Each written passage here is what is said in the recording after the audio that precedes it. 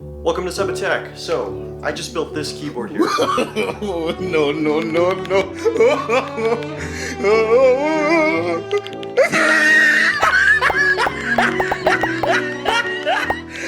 Look at the top of his head. In typical fashion, let's start with the parts. First, we have these random brown rubber sheets I picked up at a local hardware store for $3 each. They're very heavy and smell terrible. We also have a sheet of neoprene rubber. Basically, 3 similar sheets to work with.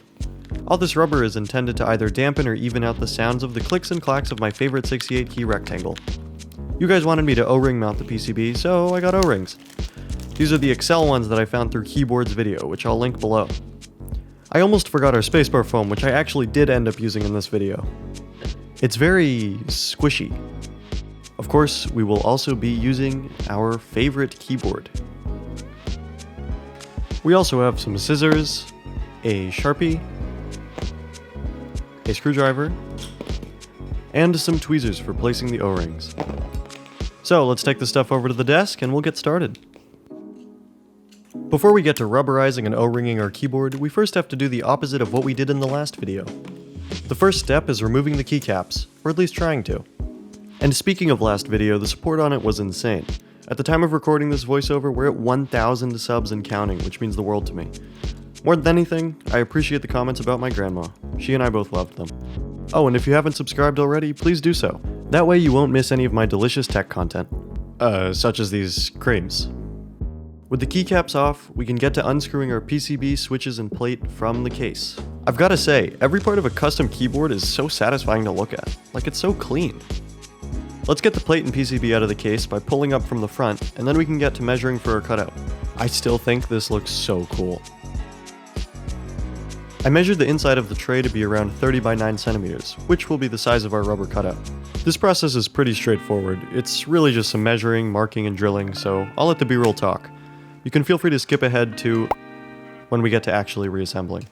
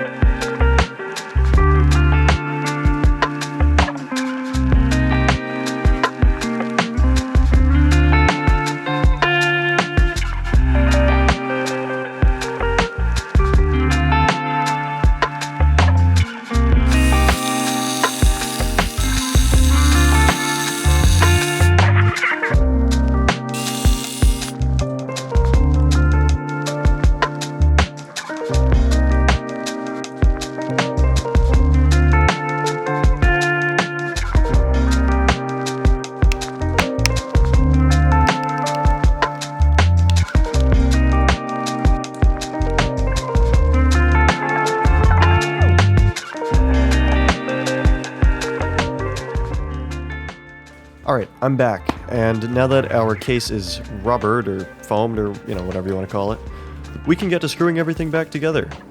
And O-ringing, of course. So we're gonna need our O-rings, tweezers, screwdriver, plate, you got the gist.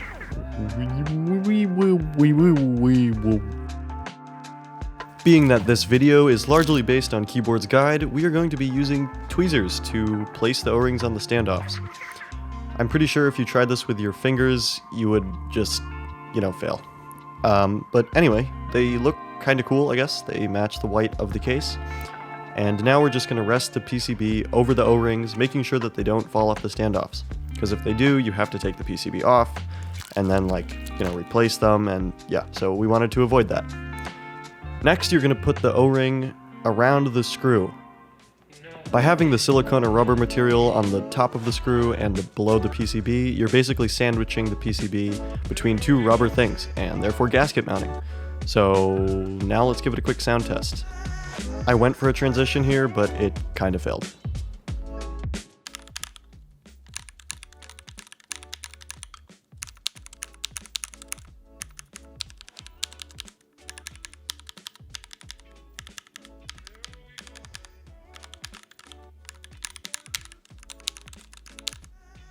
I think we accomplished the increased bounciness or springiness using the O-rings and the rubber, but they don't sound very consistent, and I think I'm going to have to attribute that to the brass plate.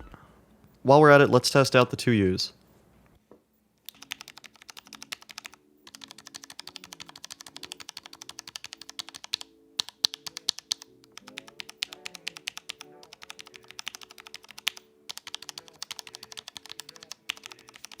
I think it worked, but let's get all our keycaps on to make sure. I thought that was cool. Okay, here's our typing test. And, nope. The backspace key failed in this clip, and I had to delete something on like the third word, so we're gonna first actually do the spacebar, which I forgot to do again. So this is the spacebar foam from Divinity that I got in the last video and then never used. And it's pretty easy to install. I ripped this thin part trying to get it in, but I don't think it really makes a difference. Yeah, you basically just put it around the standoffs. There's not much to it, it's just foam for your spacebar. In practice, I don't think it really sounds that much different, but I guess you can kind of tell. It's pretty subtle. Okay, spacebar foam's on. Let's actually go to a typing test. Subscribe to Sebitech.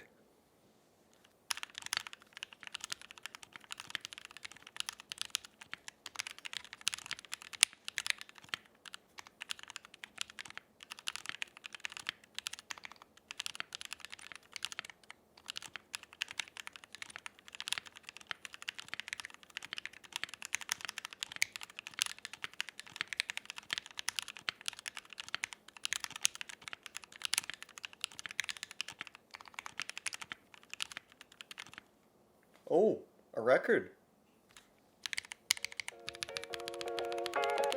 So I'm pretty happy with the mod. I won't do a long outro, but I will say I'm a little underwhelmed that there's still inconsistency between each key press. That was the main thing I was trying to solve, and rubber modding didn't really do it. I know it wasn't really foam, but I think the inconsistency actually stems, no pun intended, from the combination of tray mounting and a brass plate. Moral of the story is, I have quite a lot to learn about keyboards Still. I have quite a bit of keyboard content coming out actually, so make sure you're subscribed with notifications on. Make sure you're subscribed, okay? With notifications on so that you don't miss any of that. Anyways guys, this has been Sebitech, and I will catch you in the next one. Peace. Peace. Is that loud enough?